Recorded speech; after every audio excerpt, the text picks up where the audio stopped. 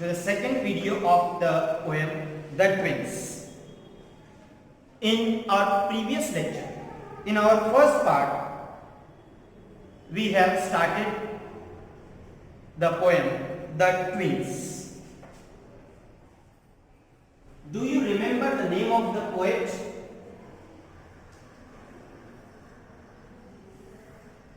The name of the poet is Henry Sambrook Leigh. In our first lecture, we had completed first two stanzas of this poem. And now in the second lecture, we will continue. We will study third and the fourth stanzas. I hope you have already written the answers of the questions I had given you in the first lecture. In the first two stanzas that we saw yesterday, the poet had described the difficulties faced by him due to the similarity with his brother. He and his brother are twins. But the first two stanzas describe the difficulties of his early life. And now the third and the fourth stanzas describe the life of adulthood and life of old age. I will first read the third and the fourth stanzas. Look into your books. I have a question for you after my reading. This fatal likeness even dogged my footsteps when at school, and I was always getting flogged, for John turned out a fool. I put this question fruitlessly to everyone I knew. What would you do if you were me, to prove that you were me? Our close resemblance turned the tide of my domestic life, for somehow my intended bride became my brother's wife. In fact, year after year, the same absurd mistakes went on, and when I died, the neighbors came and buried Brother John. So these are third and the fourth stanzas. My question to you is, find the rhyme scheme of these two stanzas. In the first lecture, I had asked you to find the rhyming words, rhyming pace of the stanzas. And now I am asking you to find rhyme scheme. You can pause the video and find the rhyme scheme of these two stanzas. After the rhyme scheme, I will now explain the stanzas. This fatal likeness even dogged my footsteps when at school. Likeness, similarity of the speaker with his brother is called as fatal likeness. वो अपनी likeness को, एक जैसे दिखने को अपने भाई के साथ fatal कह रहा है. What do you mean by fatal? Margin space में मीनिंग दिए हुए. लीडिंग टू डिजास्टर और डेथ, बर्बादी की तरफ ले जाने वाला, मौत की तरफ ले जाने वाला. तो ये हमारी जो सिमिलैरिटी है मेरी और मेरे भाई की, वो मुझे बर्बाद कर रही है, मुझे मौत की तरफ ले जा रही है. ऐसी हमारी सिमिलैरिटी है. ये सिमिलैरिटी क्या कर रही है हमको? Even dogged my footsteps. Dogged, इसके भी मीनिंग मार्जिन स्पेस में दिए गए. Continue to follow. This likeness, this similarity, ये एक जैसापन, कंटिन्यू टू फॉलो मी, मेरा पीछा करता, ये एक जैसा दिखना. और इसकी वजह से जो प्रॉब्लम्स आ रहे हैं, ये मेरी सिर्फ अर्ली लाइफ तक महदूद नहीं रहे, बल्कि मेरी लाइफ में ये मेरा पीछा करते रहे, आगे आते रहे. माय फुटस्टेप्स, मेरे कदमों को फॉलो करते रहे. व्हेन एट स्कूल, मैं स्कूल गया तब भी ये इसकी सिमिलैरिटी कायम रही और ये प्रॉब्लम्स होते रहे. स्कूल तक भी आई ये सिमिलैरिटी. क्या हुआ school? And I was always getting flogged, for John turn out a fool.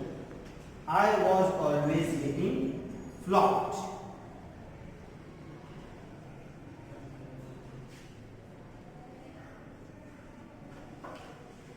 The meaning of the flock is given in the margin space. Beaten up. I was always beaten up. हमेशा मुझे सजा मिलती थी in the school, for John turned out a fool. Who is John? John is speaker's brother. He turned out a fool. He did the mischiefs. वो शरारतें किया करता था और ड्यू टू द सिमिलैरिटी, एक जैसा दिखने की वजह से ऑलवेज हमेशा सजा मिलती थी पोएट को, स्पीकर को। तो इसीलिए उसने पिछली लाइन में कहा कि ये जो हमारा एक जैसा दिखने वाली बर्बादी की तरफ ले जाने वाला एक जैसापन हमारा है, सिमिलैरिटी है, ये स्कूल में भी मेरा पीछा करती रही, स्कूल में भी मुझे इसकी वजह से सजा मिलती रही। जॉन शरारतें करता था, यानी मेरा भाई शरारत करता था, और आई वॉज गेटिंग फ्लॉग, मुझे जो है ना सजा मिलती थी, मुझे मारा जाया करता था, मुझे स्कूल में टीचर्स मारा करते थे। किस लिए? Due to similarity. I put this question fruitlessly to everyone I meet. I put this question fruitlessly to everyone. I put this question. मैं हर किसी से, everyone I knew, जिसको जिसको मैं जानता था, I put this question. मैं ये क्वेश्चन उनसे पूछा करता था। कौन सा क्वेश्चन? वो अगली लाइन में आएगा, लेकिन पहले ही वो हमको बता रहा है this question was fruitless.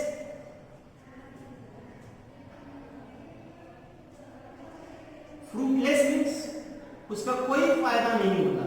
जिस किसी को क्वेश्चन पूछा करता था उसका आंसर नहीं मिलता था क्वेश्चन। मैं जिस किसी को मिलता ये क्वेश्चन पूछा करता था और कोई भी मुझे इसका इत्मीनान बख्श जवाब नहीं दे पाया। क्या क्वेश्चन था? What would you do if you were me to prove that you were you? This is the most difficult question asked to a person. बहुत सबसे मुश्किल क्वेश्चन है। What would you do if you were me? If you were me का मतलब होता है अगर तुम मेरी जगह होते। हमारा स्पीकर, हमारा पोएट जिस किसी से मिलता उससे ये क्वेश्चन पूछता था, अगर तुम मेरी जगह होते तो what would you do? तुम क्या किए होते? किस चीज में क्या किए होते? वो अगली लाइन में दिया हुआ है। To prove that you were you, मैंने कहा ना मोस्ट डिफिकल्ट क्वेश्चन। वो डिफिकल्ट क्वेश्चन ये है, to prove that you were you, ये साबित करना कि you were you, तुम हो, ये साबित करने के लिए तुम क्या करते? कहने का मतलब हमारी आइडेंटिटी साबित करने के लिए हम क्या करेंगे। रियल लाइफ में हम अपने डॉक्यूमेंट्स बताएंगे, हम आईडी कार्ड अपना बताएंगे, लेकिन जब two persons are identical twins, यानी दोनों सेम एक जैसे दिखते हो, तो तब अगर आपको अपनी आइडेंटिफिकेशन बताना है, अपनी पहचान बताना है, साबित करना है कि मैं हूं और सामने कोई और सेम आप जैसा आइडेंटिकल पर्सन हो, ये बताना है कि वो कोई दूसरा है और मैं ही हूं, तो तुम क्या करोगे? हम किस तरह से साबित करेंगे कि ये मैं ही हूं? लेकिन इसका कोई आंसर पोएट को, स्पीकर को कोई भी पर्सन नहीं दे पाया। Now come to the next answer. Our close resemblance turned the tide of my domestic life. Our close resemblance. Resemblance, कई बार ये हमारा वर्ड गुजरा है, सेम वर्ड नहीं बल्कि अलग वर्ड, लेकिन मीनिंग यही है। Similarity. Resemblance means similarity. Our close resemblance. हम दोनों का, हम भाइयों का एक जैसा दिखना, हम दोनों के बीच में जो बेइंतहा ज्यादा सिमिलैरिटी थी, turn the tide of my domestic life. Domestic life को भी इसने क्या किया? Turn the tide. Domestic life हमारी घरेलू जिंदगी की भी टर्न द टाइड। इसके मीनिंग भी मार्जिन स्पेस में दिए हुए। Turn the tide, change the situation, this similarity, this resemblance, ये हमारा एक जैसा दिखना, turn the tide, इसने change the situation, सिचुएशन को चेंज कर दिया। किस चीज की सिचुएशन को? ऑफ माय डोमेस्टिक लाइफ, हमारी डोमेस्टिक लाइफ की सिचुएशन को भी चेंज कर दिया, यानी हमारी घरेलू जिंदगी को भी इसने बदल दिया। सिर्फ स्कूल में मार खाने की हद तक लिमिटेड नहीं था, परेशानियां स्कूल में मार खाने की हद तक लिमिटेड नहीं थी, नेम एक्सचेंज होने तक लिमिटेड नहीं थी, अपनी आइडेंटिटी साबित करने तक लिमिटेड नहीं थी, बल्कि इस सिमिलैरिटी का नुकसान एक और हो रहा है, घरेलू जिंदगी में भी इसने तब्दीली लाई। सिचुएशन बदल के रख दी। क्या बदल के रख दी? For somehow my intended bride became my brother's wife. My intended bride, जिससे स्पीकर की शादी होने वाली थी, ब्राइड मतलब दुल्हन, आपको पता हो, इंटेंडेड होने वाली, my intended bride became my brother's wife, यानी जिससे मेरी शादी, स्पीकर की शादी होने वाली थी, वो बन गई माई ब्रदर्स वाइफ। उसकी शादी मेरे भाई से हो गई, यानी डोमेस्टिक लाइफ भी चेंज हो गई एक जैसा दिखने की वजह से। In fact, year after year, the same absurd mistakes went on. ये तो कुछ मिसालें थी जो इसने पोएम में बताई हुई है। Year after year, same absurd mistakes. Absurd है ना, अजीब। इसी तरह की अजीब मिस्टेक went on, चलती रही, चलती रही, चलती रही, और आखिरकार, and when I died, जब मैं मर गया, the neighbors came and buried brother John. And buried मतलब दफना दिए। जब मैं मर गया तो पड़ोसी आके जॉन को दफना दिए, भाई को दफना दिए। ये एक ही फायदा स्पीकर को पूरी लाइफ में हुआ है, सिमिलैरिटी का। अब आप कहेंगे, how is it possible that when a person dies the neighbours come and bury a different person? कोई मर जाता है तो उसको दफनाने की बजाय किसी दूसरे को दफनाए, ऐसे कैसे हो सकता है रियल लाइफ में? यही तो है, रियल लाइफ में इस तरह की चीज होना नामुमकिन है। लाइफ में आने वाली प्रॉब्लम्स को बहुत बड़ा चढ़ा के पेश किया है, इतना बड़ा चढ़ा के पेश किया गया है कि इसका हकीकी दुनिया में होना नामुमकिन है। तो ये एक फिगर ऑफ स्पीच कहलाता है। मैंने आपको कल भी बताया था, what is figure of speech?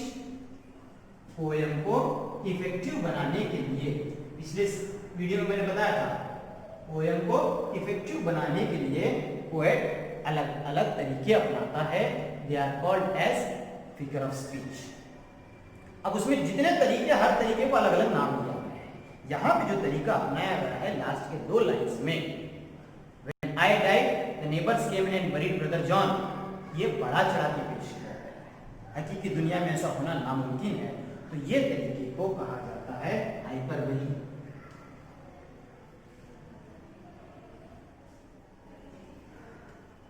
This is a figure of speech used in the last 2 stanzas. और जैसा कि हमने फर्स्ट लेक्चर में देखा था, इंग्लिश वर्कशॉप के सेकंड क्वेश्चन, देखिए आप पेज नंबर 59 पे, इंग्लिश वर्कशॉप का question number 2, pick out 4 situations in the lives of the twins.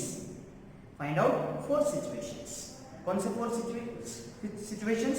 In the lives of the twins, इन ट्विन्स की लाइव्स में आने वाली 4 सिचुएशंस को हमको ढूंढना है, which are too absurd and senseless to believe, जो बेइंतहा absurd है, अजीब हो, senseless हो, इसमें कोई सेंस ना बनता हो तो believe, यानी जो यकीन के परे हो, जिस पे यकीन नहीं किया जा सकता हो, ऐसी 4 सिचुएशंस हमको ढूंढ के लिखना है।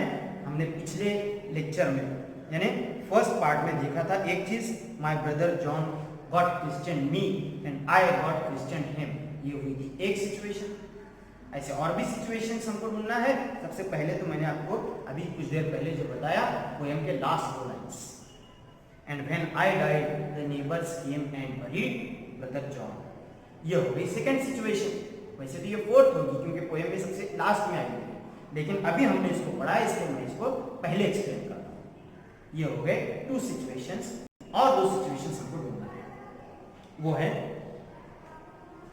Third stanza of the poem and its 4th line, 3rd line, and I was always getting flogged for John turned out a fool. John शरारतें किया करता था और उसकी सजा स्कूल में मुझे मिलती थी। This is also senseless and absurd to believe. क्योंकि अगर दोनों अलग अलग जगह बैठे हो तो टीचर इजीली पहचान लेंगे कि किसने शरारती की। तो ये भी एक एब्सर्ड एंड सेंसलेस थिंग हो गए 3 सिचुएशंस।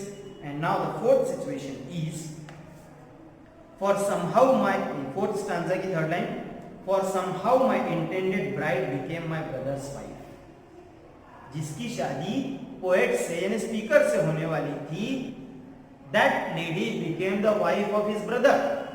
ये भी हमारी लाइफ में, रियल लाइफ में होना तकरीबन नामुमकिन है, सेंसलेस एंड एब्सर्ड है, इसलिए this is the fourth situation not to be. तो ये हो गए इंग्लिश वर्कशॉप का सेकंड क्वेश्चन का आंसर। अब मार्जिन स्पेस की तरफ आइए, पेज नंबर 58, उसके बॉटम में क्वेश्चंस दिए हुए हैं, वो एक क्वेश्चन में पढ़ लेता हूं। What name did the speaker get? What name did the speaker get? देखिए स्पीकर के ब्रदर को क्या नाम मिला, ये तो दिया हुआ है पोयम में जॉन, लेकिन स्पीकर को क्या नाम मिला ये नहीं दिया हुआ है। हमको इसको समझ के लिखना है, अंडरस्टैंडिंग से लिखना है। क्या लिखेंगे इसका answer? What name did the speaker get? The speaker got the name of his brother. जो उसके भाई को मिलने वाला नाम था, जो कोई भी नाम होगा, वो स्पीकर को मिल गया।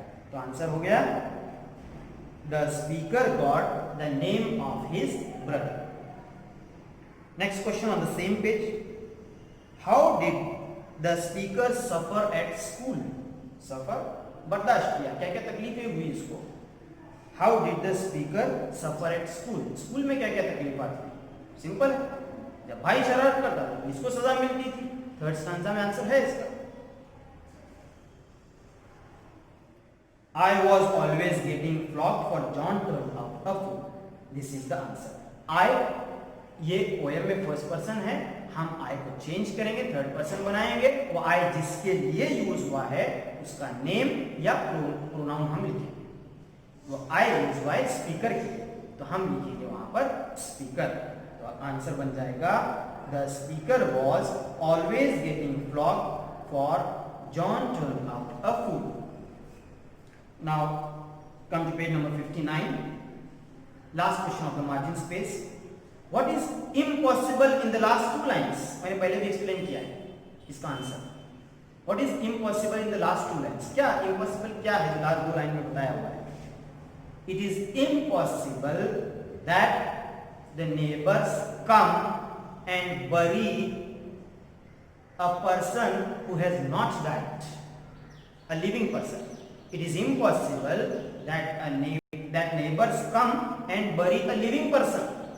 किसी जिंदा इंसान को आके दफनाए कि ये इम्पॉसिबल है। तो ये हो गया हमारे मार्जिन स्पेस के क्वेश्चंस कंप्लीट। अब आएंगे हम इंग्लिश वर्कशॉप के फर्स्ट क्वेश्चन की तरफ। Rewrite putting the mistakes in the speaker's life in their proper order. There are 6 sentences, you have to arrange them properly.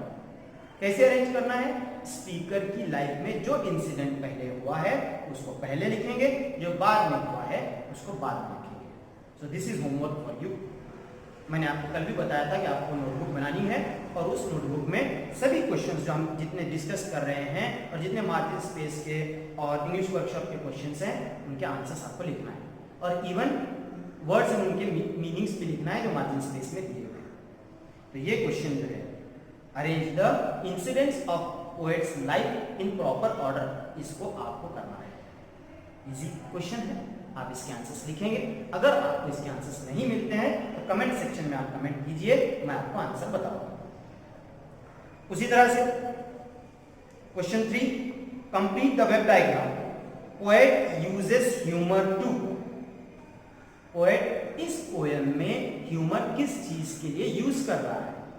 एक वहां पे दिया हुआ है क्रिएट लाफ्टर, और एक मैं आपको बताऊंगा to create, to make the poem effective.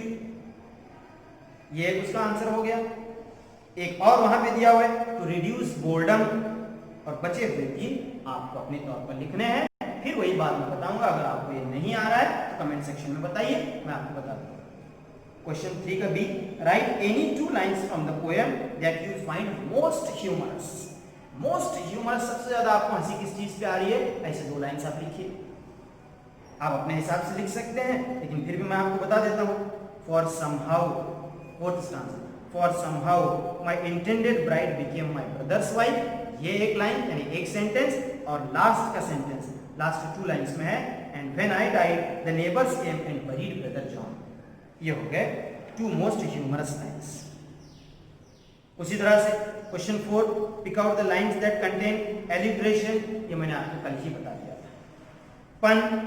पन ये फिगर ऑफ स्पीच किसको कहते हैं और ये पोएम में किस लाइन में यूज हुई है, ये आपको ढूंढना है।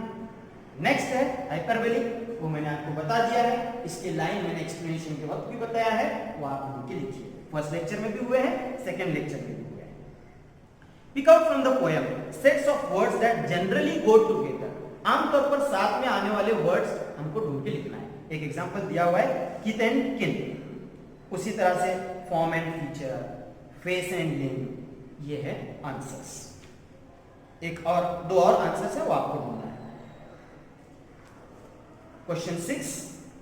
Write in your notebook the summary of this poem in about 15 to 20 lines in your own words. You can suggest another humorous title. ये आप खुद से करेंगे। Question 7. Write an appreciation of the poem with reference to all the points mentioned on page number 5. Page number 5 पर ऊपर अपनी book के text book के जितने पॉइंट्स दिए हुए हैं उसके हिसाब से एप्रिसिएशन ऑफ द पोएम आपको लिखना है। उसमें जितने पॉइंट्स दिए हुए हैं न्यू पैटर्न के हिसाब से उसमें से 2 पॉइंट्स कम किए हुए हैं, कट किए हुए हैं। तो कौन कौन से पॉइंट्स बचे हुए हैं और एप्रिसिएशन किस तरह की होगी, इसके आंसर्स क्या है, वो मैंने एक सेपरेट वीडियो में बनाया है, उसकी लिंक डिस्क्रिप्शन में दी हुई है, आप वहां से उसको देख सकते हैं और उसको अपने नोटबुक्स में लिखेंगे। तो उम्मीद करता हूँ ये पोएम आपकी समझ में आ रही होगी। यहाँ पे ये पोएम कंप्लीट होती है।